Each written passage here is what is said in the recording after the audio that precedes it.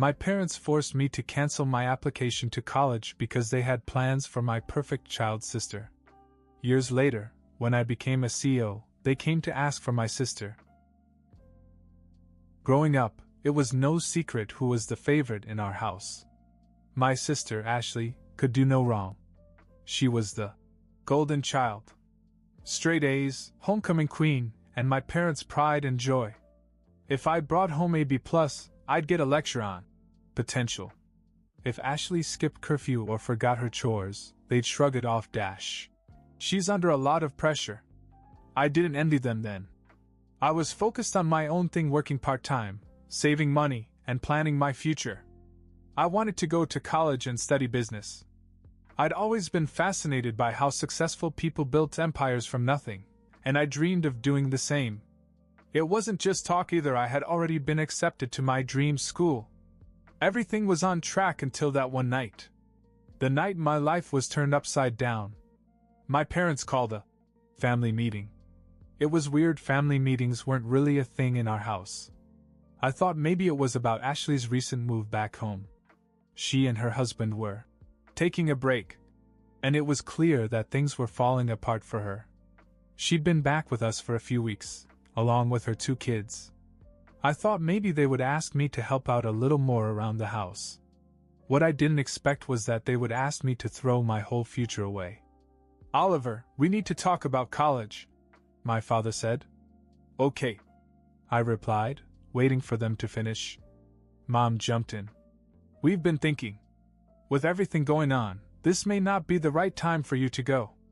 Ashley needs our support right now." My stomach dropped. "Wait. What are you talking about? I've already been accepted. I've been working for this for years." Dad crossed his arms and nodded, as if bracing for my reaction. "We know, but things have changed. Ashley's struggling, and she needs us. We can't do this alone, Oliver." I stared at her in disbelief. "You're seriously telling me not to go to college? Just because Ashley can't handle her life right now? She's going through a lot," Mom said. "You'll have other opportunities, but family comes first. You'll understand when you're older." It felt like a slap in the face. Family comes first? Since when? Ashley was the one who'd been partying like she was still in high school while her husband left her. But no, it was my future that had to be sacrificed to keep the family together. I fought her on this. I pleaded, I yelled. I even tried talking to Ashley directly, but she just shrugged it off. "It's not like I asked them to do this," she said. "They made the decision, not me." That didn't stop her from taking full advantage. The next few months were a nightmare. I was stuck at home babysitting her 2 kids, Caleb and Mia, while Ashley partied every other night. Diapers, homework, tantrums, this became my life. I didn't even recognize myself. Meanwhile, my parents praised Ashley for being so strong through the breakup. They told me I was being selfish when I was frustrated. "Ashley's under a lot of stress," they'd say, as if I wasn't drowning under the weight of their expectations. I was supposed to be the responsible one, the fixer. The one who could put his life on hold for the greater good. But I couldn't take it anymore. Every day felt like I was falling further into a pit from which I'd never escape. My depression hit hard. Some nights I would just lie in bed and stare at the ceiling, thinking about how I'd lost everything I'd worked for. One night, after Ashley came home drunk and barely acknowledged me, I snapped. I told my parents that I was done. "I can't do this anymore. You want me to give it all up? Fine. But I'm not staying here." Ashley rolled her eyes. "Oh, please. Go ahead and leave.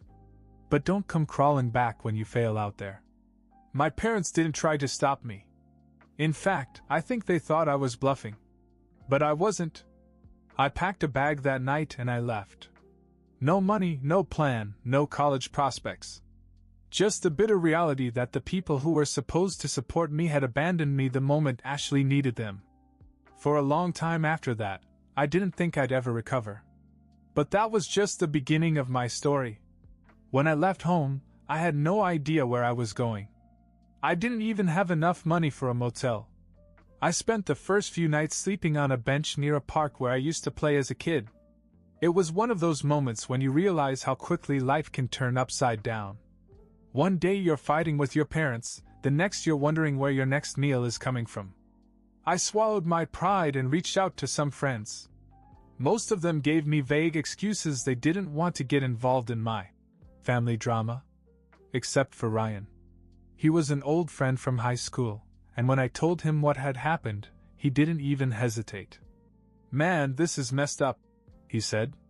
"You can stay at my place for now, but it's a one-bedroom, so you'll have to take the couch." It wasn't much, but it was better than the park. I stayed with Ryan for a couple of months. I worked whatever jobs I could find: construction, stocking shelves at a grocery store, even cleaning offices at night.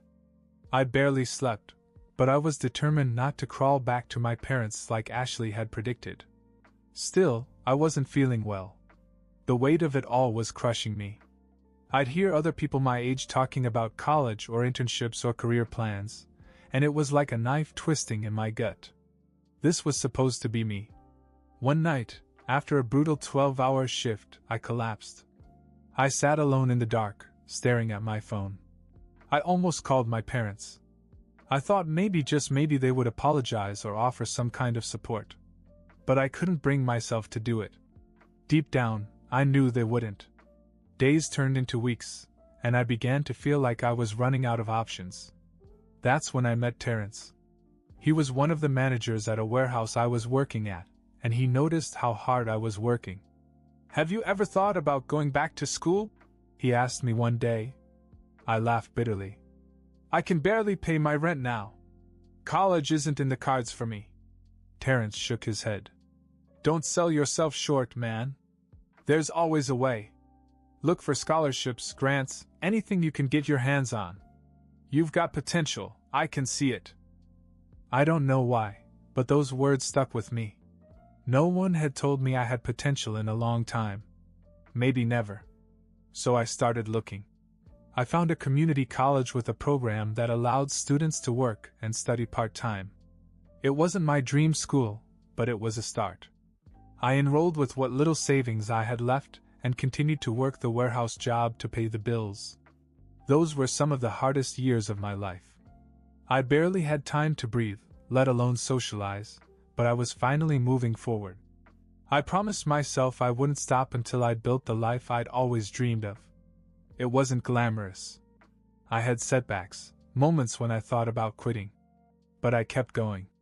And eventually, I earned my associate's degree. That was the turning point. With that degree, I landed a better job, still not glamorous, but enough to finally get out of survival mode. Over the next few years, I clawed my way up. I transferred to a university, got my undergraduate degree in business, and eventually found myself in the corporate world. I started as a low-level analyst, but worked my way up through sheer determination. Promotions came slowly at first, but they came. By the time I was 26, I had a solid career. By 28, I was a regional manager for a large technology company. And at 30, I did something I never thought possible. I was named CEO of a growing startup. We were bringing in millions every month. My life had completely changed. And my family? They had no idea. I didn't call them. They didn't either. In their eyes, I was probably still struggling somewhere, bitter and directionless. I kept up with them through mutual friends. Ashley was divorced and still living with my parents. Her ex-husband wasn't paying child support, and she'd been bouncing between dead-end jobs. Part of me felt vindicated. They had bet everything on Ashley, and it had blown up in their faces. But another part of me wondered if they thought about me at all. Did they regret what they'd done? Or did they still think I was the failure they'd written off? The question stayed with me. Until one day I got my answer. It began with a phone call. I was in my office when it happened. I'd just finished a meeting with our board of directors when my phone started buzzing nonstop. At first, I ignored it. Calls during work hours were usually spam or business partners. But then I saw the name flash on the screen, Mom. I froze. I hadn't heard from her in more than 8 years. Why now? I let the call go to voicemail. But then another call came. Dad. Then another. Ashley. They were calling me back to back, something they'd never done before, not even when I lived with them. Curiosity got the best of me, so I finally answered. Oliver, oh my God! It's really you! My mom's voice came through, a mix of surprise and excitement. We saw you on TV. You're a CEO now? How come you didn't tell us? So that was it. I'd recently been featured in a segment about up-and-coming business leaders. They must have seen it and suddenly remembered I existed. I didn't say much, just let her ramble. She went on and on about how proud she was, how they'd been telling everyone, how successful their son had become. I had to stop myself from laughing at the irony. They hadn't wanted me to go to college in the first place. Then she hit me with the inevitable invitation. Your dad and I would love to have you over. Maybe for dinner? You can bring your wife. We want to catch up, hear all about your life. I hesitated. A big part of me wanted to say no. After all they had put me through, they didn't deserve to see this version of me, the one who had fought tooth and nail to succeed. They deserved to see the broken child they left behind. But that's when my wife, Emily, stepped in. She'd overheard part of the call and looked at me. Later, she pulled me aside. You should go, she said gently. Family is important, even if they hurt you. Maybe they've changed. Or maybe they just want something. I muttered. Maybe. She agreed. But you'll never know if you don't give them a chance. She was right, as usual. So, reluctantly, I agreed to visit. The following weekend, Emily and I drove to my parents' house. It felt surreal pulling into the driveway. The place hadn't changed much, same worn shutters, same faded paint. Memories flooded back, some good, most not. I could feel the tension building in my chest as I got out of the car. Mom greeted me at the door like a long-lost hero. She hugged me so tightly it was almost uncomfortable. Dad was more reserved, but still smiled and shook my hand. Ashley was there too, standing awkwardly in the living room. She looked tired. Older. Life hadn't been kind to her. For a moment, I thought maybe things really had changed. Maybe they really wanted to reconnect and make amends. But then, over dinner, the truth came out. Oliver, we need to talk about something, Mom said, putting down her fork. Here we go. I braced myself. It's Ashley, she continued. She's having trouble keeping up with the bills. The kids are growing up so fast, and we thought maybe you could help out a little. You're doing so well now, and you've always been good with money. There it was. The real reason they wanted me back in their lives. They needed me to bail Ashley out. The room fell silent after my mother's request. I looked around the table. My dad was nervously fidgeting with his napkin, avoiding eye contact. Ashley sat stiffly, her arms crossed, as if she already expected me to say no. I could feel Emily's eyes on me, waiting to see how I'd react. I leaned back in my chair. So let me get this straight. You want me to help Ashley financially? Mom nodded quickly. Not that we expect you to do everything, Oliver. But you're in a position to help. She's family. There it was again. Family. That word had haunted me ever since they used it to justify tearing my life apart all those years ago. The same word they threw at me when they forced me to stay behind and sacrifice my future for Ashley's. Now they wanted me to play savior again. Before I could say anything, Ashley finally spoke. You don't have to make a big deal out of this, she said, her tone defensive. It's not like I'm asking for a handout. I just need help for the kids. Things have been tough since the divorce. Rough? I raised an eyebrow. Ashley, I know about the clubs, the debt, all of it. You've been living irresponsibly for years. Her face turned red. Wow. So now you're here to judge me? I didn't ask you to come back into our lives.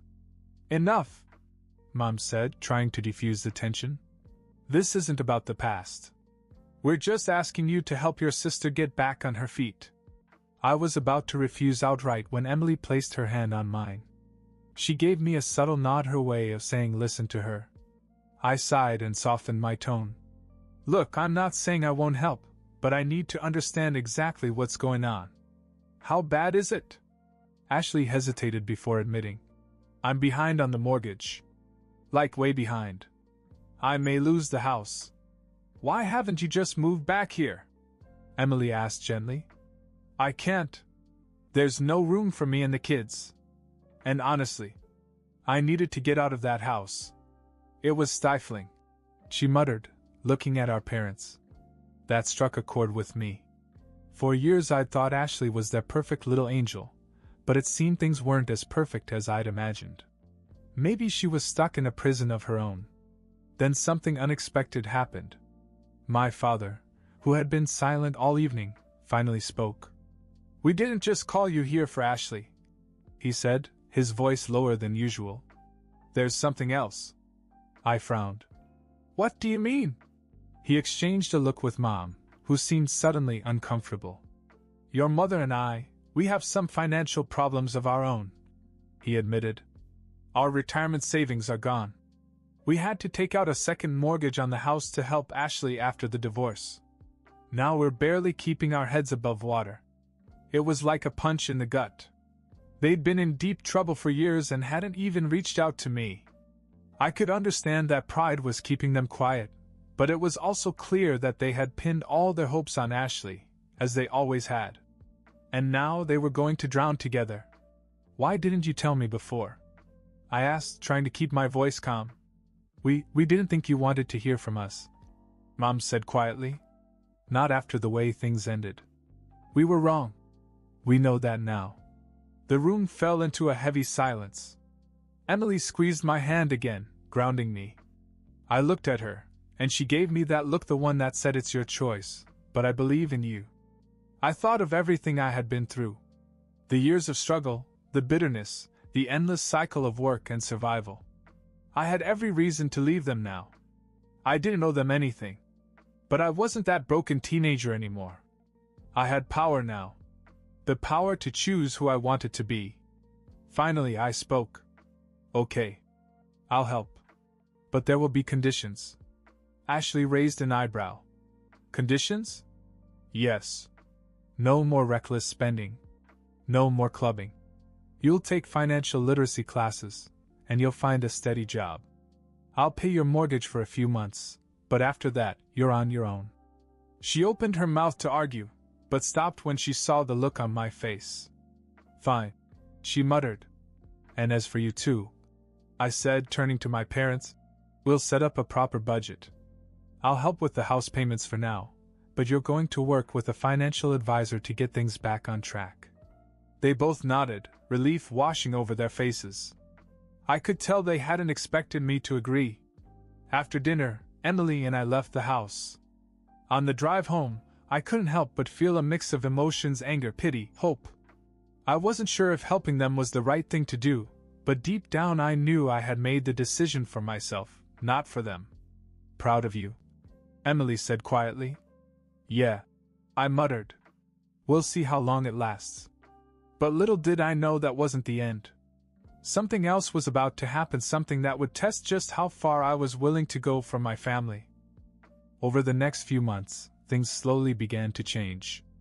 I followed through on my promises, paying off Ashley's mortgage, getting my parents' finances under control, and connecting them all with a financial advisor. Ashley even found a job managing logistics for a local company. She wasn't thrilled about it, but to her credit, she stuck with it. It wasn't perfect. There were arguments. Ashley struggled with the sudden loss of freedom. My parents, especially Dad, had trouble letting go of their pride. But for the first time in years, we talked.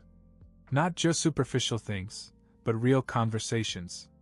Sometimes I'd sit across from my mother in their small, outdated kitchen and listen to her talk about things I'd never heard before. How hard it had been to raise 2 children while constantly worrying about money. How she had convinced herself that Ashley's success would lift the whole family, while I was considered reliable enough to make it on my own. She apologized more than once, though the pain in her eyes told me she knew it might not be enough. And Ashley was a puzzle. She opened up slowly, like pulling teeth. One night, when we were alone, she finally admitted something that took me by surprise. "I was jealous of you," she said, looking down at her glass of wine. I blinked. "Jealous? Of me? You were the golden child. You had everything." She laughed bitterly. "That's what it looked like, huh? Everyone expected me to be perfect all the time. Mom and Dad didn't care if I was happy, just that I made them look good. They wouldn't even let me go to the college I wanted to go to. They chose one that fit their image. I was drowning, Oliver. I didn't know who I was, so I just destroyed myself." For the first time, I saw her as more than the spoiled, irresponsible sister I'd resented for so long. We had both been trapped by our parents' expectations in different ways. The difference was that I had fought my way out. She had been crushed under the weight. This conversation softened something in me. Maybe we couldn't erase the past, but we could rebuild from here. A few weeks later, I invited everyone to a company event. It was a charity gala, and I thought it might help bridge the gap between our lives. I figured they'd show up, smile awkwardly, and leave early. Instead, the most unexpected thing happened. My father, who had always been stoic and distant, pulled me aside during the event. He looked around at the huge hall filled with business leaders and celebrities.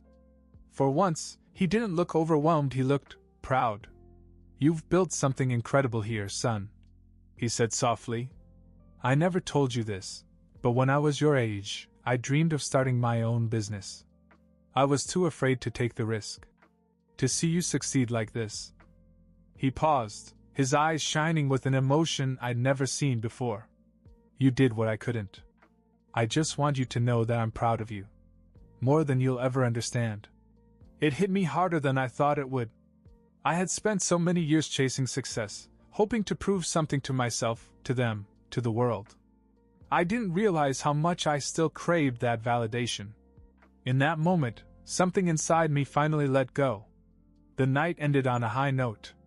My parents mingled with people they never thought they'd meet, and Ashley even seemed to enjoy herself. It felt like a turning point, like maybe we could move forward. But life has a way of testing you when you least expect it. A few days later, I received an urgent phone call from my mother. Dad had been rushed to the hospital after collapsing at home. A heart attack. It wasn't fatal, but it was serious enough to shake us all up.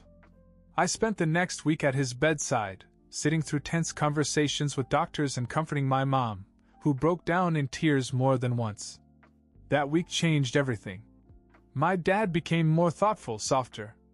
He admitted that he had spent too many years focusing on the wrong things: status, control, appearances. "I've wasted so much time, Oliver," he said quietly one night. "Don't make the same mistake." After he recovered, the family dynamic shifted in ways I hadn't expected. We began to make time for each other. I visited my parents regularly with Emily, and Ashley and I actually became close. We even took her kids on some weekend trips. For the first time in years, I didn't feel like an outsider in my own family. And yet I couldn't quite understand why I'd worked so hard to save our relationship. Maybe some part of me still wanted to believe that family, flawed as it was, could be redeemed. Maybe I wanted my children when Emily and I decided to have them to grow up with grandparents and an aunt who loved them. Or maybe I just needed to prove to myself that I could rise above the pain and bitterness. Whatever the reason, I knew one thing for sure: I wasn't that broken teenager anymore. I had rebuilt my life from the ashes of that betrayal. And now I was finally at peace. As we gathered for a family barbecue one warm Sunday afternoon, I stood off to the side, watching my parents laugh with Ashley's kids. Emily nudged me gently. "You okay?" I smiled. "Yeah.